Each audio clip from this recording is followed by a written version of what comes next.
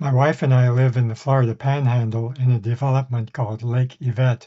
Our artificial lake occasionally has to be drained for repairs, and I thought it would be a good subject for a drone video.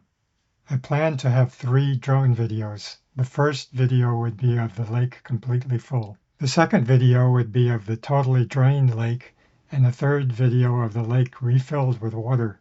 I thought the process would be complete in a few months. I was very wrong. Repairs took longer than expected, and the drained lake gradually turned into an attractive meadow. I realized this project was going to be less about lake repairs and more about the transition from lake to meadow. The lake was drained on July 12th when the temperatures were in the mid-90s. The stench from the fish that died during the drawdown was overpowering.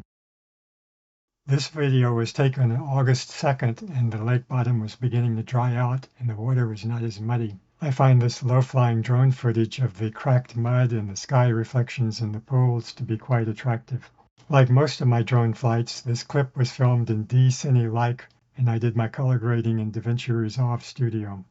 This is a view of the stream flowing from the headwaters down to the dam. To me, it looks like a view from a spaceship flying over an alien planet.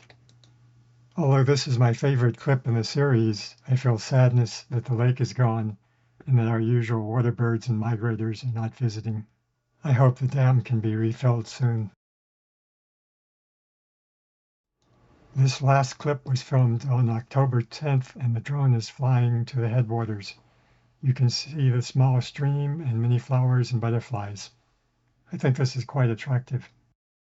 On the right side of the screen, hidden in the dark shadows, is a house.